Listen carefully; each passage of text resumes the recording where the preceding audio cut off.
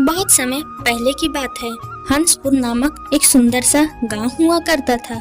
उस गांव में चंदन नाम का एक गरीब लकड़हारा अपनी पत्नी मनीषा और एक पुत्र काजू के साथ खुशी से रहता था। चंदन बहुत ही मेहनती लकड़हारा था। वह हमेशा ही अपने काम से खुश रहता था।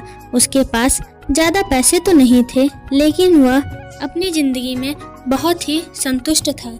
चंदन रोज सुबह सुबह जल्दी उठकर गांव के जमींदार श्यामलाल के यहाँ जाकर लकड़ी काटने का काम करता था और लकड़ी के बदले श्यामलाल चंदन को पैसे देते थे, जिससे चंदन का और उसके परिवार का गुजारा जैसे तैसे हुआ करता था। एक दिन चंदन अपनी पत्नी मनीषा से कहता है, मनीषा, मैं काम पर जा रहा हूँ। आज बहुत देर हो गई है।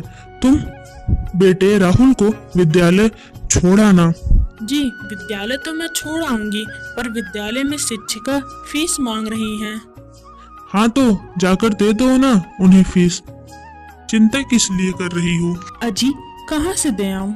आप जो तनख्वाह लाते हैं उसमें तो मुश्किल से गुजारा होता है। अब इतनी सी तनख्वाह में बच्चों की फीस का इंतजाम कैसे करूं? अजी, मैं साफ साफ कह देती हूँ, आप सेठ श्यामलाल जी से पगार बढ़ाने की बात करिए। दिन पर दिन खर्चा बढ़ता जा रहा है। बाजार में सब्जी लेने जाओ, सब्जियों के दाम आसमान छू रहे हैं और बच्चों की पढ़ाई का खर्चा इतनी कम तनख्वाह में कैसे गुजारा तो होगा? ठीक है, आज ही मैं सेठ जी के पास जाकर पगार बढ़ाने की बात करूँगा। इतना कहकर चंदन अपनी कुल्हाड़ी लेकर काम पर चला जाता है। भाई चंदन, आज पगार की दिन है।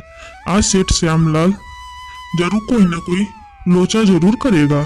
हमेशा कोई ना कोई बहाना बनाकर पगार कम कर देता है। पिछली बार तो मेरी आधी पगार काट ली थी। हाँ भाई, तुम ठीक कह रहे हो। यह सेठ श्यामलाल एक नंबर का लालची और बेईमान इंसान है। एक तो दोगुना काम कराता है और बदले में पैसे भी पूरे नहीं देता है। हाँ भाई, मेरी भी पगार पिछली बार काट लिया, जबकि मैंने बस 2 ही छुट्टी ली थी। मेरी बेटी की तबीयत बहुत बीमार थी, इसी का इसने फायदा उठाकर ऐसा किया। हे भगवान, तुम लोगों की बातें सुनकर मुझे तो बहुत डर लग रहा है।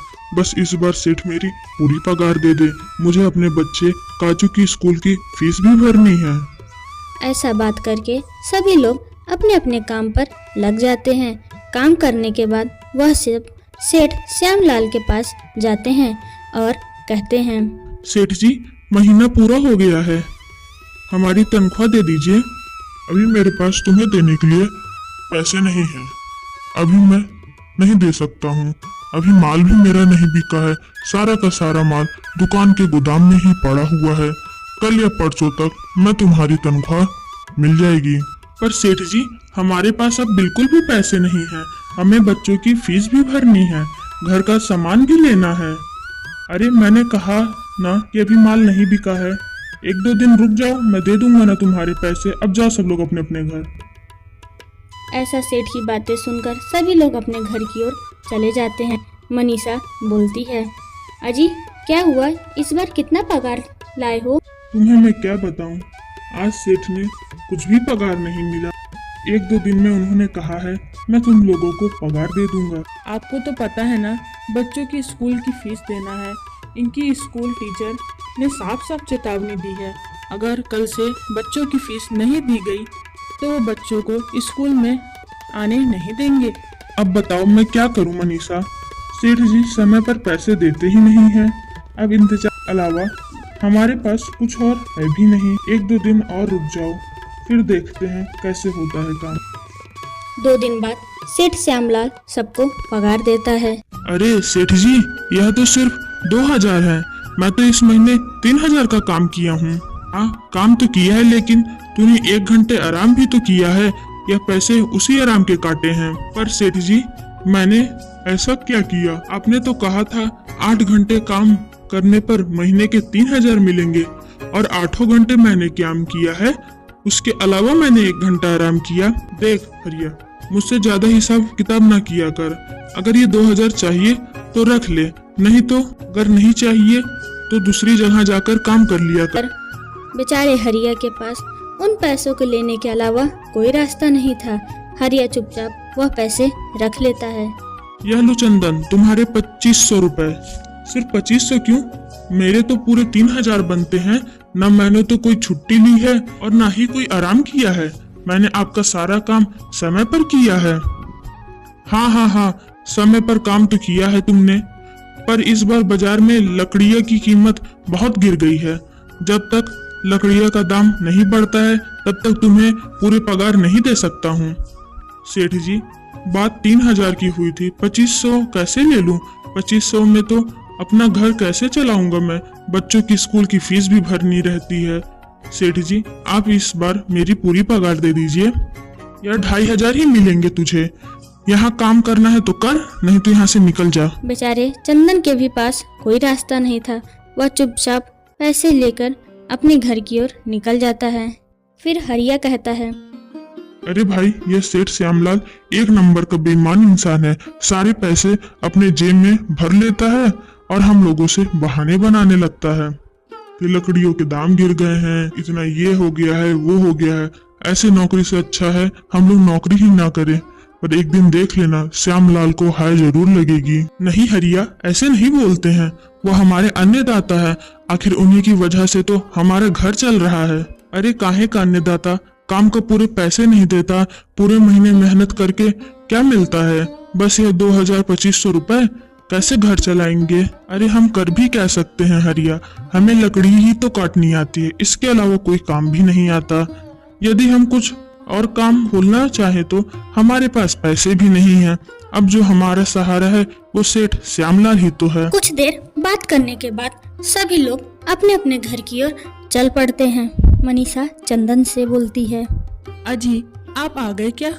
आज तो पगार मिला होगा। कितना मिला है? इस बार सेठ ने सिर्फ 2500 ही दिए हैं। अजी इतने में घर कैसे चलेगा? बच्चों की फीस में ही 1000 लग जाएगा, फिर 1500 में कैसे घर में चलाऊंगी? मैं क्या करूं मनीषा, अब तुम्हें इतने में ही गुजारा करना पड़ेगा। तुम सबसे पहले बच्चों की स्कूल की फीस भर देना, इसके बाद का बाकी का मैं देख लेता हूँ। क्या कर लोगे? सेठ जी से पूरे पैसे तो आपको मांगने चाहिए थे। नहीं मनीषा, मैंने सेठ जी से पैसे के लिए कहा था, परंतु सेठ जी ने साफ मना कर दिया और कहा यह लेना है तो लो, नहीं तो दूसरे जगह अपना काम ढूंढ लो। अब भला मैं लेने के सिवाय कर भी क्या सकता था? अब मैं सोच रहा हूँ कि सेठ जी के काम करने के बाद मैं दूसरी जगह भी काम कर लिया करूँ। इससे कुछ ज्यादा आमदनी हो जाएगी और हम लोग की कुछ मदद भी हो जाएगी। जैसा चंदन ने कहा, वह सेठ के यहाँ काम करने के बाद कहीं दूसरी जगह काम की तलाश में निकल जाता है। चंदन पूरे गांव में सेठ और दुकानदारों के पास जाकर काम मांगता है, मगर हर जगह से चंदन को निराशा ही मिलती है। अंत में थक हार कर चंदन वापस आने लगता है। भी वह देखता है कि अचानक एक सांड उसकी तरफ दौड़ के आ रहा था। सांड को देखकर चंदन बहुत डर जाता है। वह इधर उधर देखता है, तब उसे एक गुफा दिखती है और वह गुफा में जाकर छिप जाता है। सांड वहां से निकल जाता है, तब चंदन के सांस में सांस आ जाती है। हे भगवान, आज तो मैं बाल बाल बच गया हूँ, वरना आज तो मैं मार ही जाता। अचानक चंदन की नजर वहां पड़ी एक घड़े की ओर पड़ती है। किसका घड़ा पड़ा हुआ है? इसे मैं अपने घर ले जाता हूँ, मनीषा को पानी रखने में काम आ जाएगा। चंदन यही सोचकर घड़े के पास जा रहा था कि वहां गुफा में एक बूढ़ा व्यक्ति प्रकट हो गया और चंदन से कहता है, तुम कौन हो और मेरी गुफा में क्या कर रहे हो? मुझे माफ कर दीजिए, मेरे पीछे एक सांड पड़ गया था। उससे बचने के लिए मैंने इस गुफा में आकर छिप गया था। फिर मेरी नजर आपकी इस घड़े पर पड़ गई। मुझसे गलती हो गई है, कृपया मुझे माफ कर दीजिए। बाबा, मुझे लगा यहाँ पर कोई नहीं रहता। बेटा चंदन, तुम्हें डरने की कोई जरूरत नहीं है। मैं तुम्हारे बारे में सब कुछ जानता हूँ। तुम एक ईमानदार सच्चे इंसान हो, इसलिए तुम इस घड़े को छू पाए हो। अब तुमने इस घड़े को छू लिया है तो यह घड़ा तुम्हारा ही है। नहीं बाबा, मुझे यह घड़ा नहीं चाहिए, मैं तो बस इसे देख रहा था। फिर चंदन घड़े को लेकर घर आ जाता है। चंदन मनीषा से बोलता है, मनीषा, ये देखो मैं क्या लेकर आया हूँ। ये क्या लाए हो आप? ये तो पुराना घड़ा है। इस सबसे पहले तो आप ये बताओ, आप काम की तलाश में गए थे ना? ये घड़ा कहाँ से लेकर आ गए हो? आपको दूसरा काम नहीं मिला क्या? नहीं नहीं मनीषा, मेरी पूरी बात तो सुनो। यह कोई ऐसी वैसी घड़ा नहीं है, बल्कि जादुई घड़ा है। मनीषा ने चंदन को पूरी बात बता दी, जो घटना उसके साथ हुई थी। तो आपका कहना है उस बाबा ने यह जादुई घड़े दी है? हाँ, अगर जरूरत और ईमानदारी के लिए इसका प्रयोग किया जाए तो लालच से किया जाने वाला प्रयोग इस पर काम नहीं करेगा, पर अगर ईमानदारी से करा जाएगा तो जरूर काम करेगा। अच्छा, ऐसी बात है। चलो हम इसमें पैसा डालते हैं, हमारे पास तो पैसे की तंगी बहुत ज़्यादा है। सेठ ने भी हमारे साथ जो बेईमानी की है, अब उससे हम लोग को बहुत तकलीफ हो रही है। ऐसा करते हैं, हम इसमें एक सिक्का डालते हैं। सिक्का डालते ही बाबा की बात सच हो जाती है। घड़े में से सोने के सिक्के निकलने लगते हैं। सोने के सिक्के देखते ही चंदन मनीषा से बोलता है, मैं इन सोने के सिक्कों को बेचकर समाज के गरीब लोगों की मदद करना चाहता हूँ।